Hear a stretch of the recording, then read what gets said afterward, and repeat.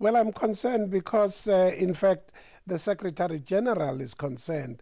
In the last 3 reports of the Secretary General that we've received on Western Sahara, the issue of human rights has been raised. But because Morocco has very powerful friends in the Security Council, they have always denied us the chance even to support the Secretary General on this.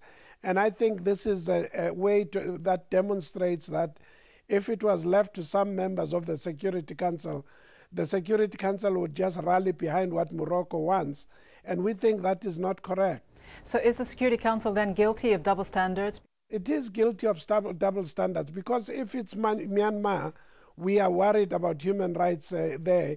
If it's Sudan, we're worried about human rights. If it's Democratic Republic of Congo, we're worried about human rights.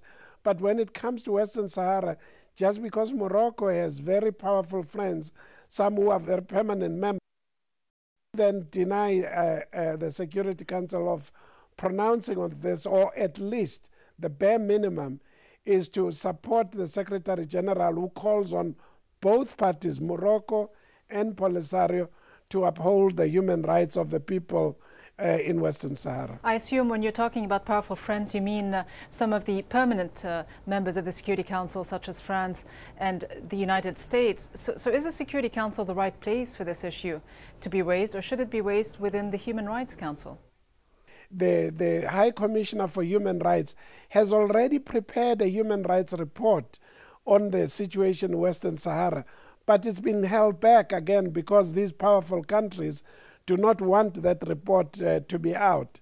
You know, so it's very, very strange that while we are calling on the Human Rights Council now to be very active about human rights all over the world, wherever human rights may be denied, when it comes to human rights in Western Sahara, where Morocco is involved, where Morocco is known to have the support of the United States and France, those reports are just being stifled. They are never being seen. On the very same day that the Security Council adopted that resolution that you criticized, a Spanish judge, Baltasar Garzón, launched an inquiry into allegations of genocide in the Moroccan-occupied Western Sahara.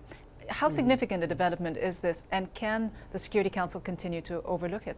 I think it's significant because this is another indication that something is not right. You know, when the Secretary General calls 3 times in 3 consecutive reports that I urge that the human rights violations in Western Sahara be looked at, and now you're having a Spanish judge also becoming involved. So something is not right. And it is the responsibility of the Security Council to look in this matter, especially if human rights are related to the maintenance of international peace and security. We've always said that if they are related to that, then it is, the Charter requires the Security Council to do this, and we will continue raising it until it is addressed.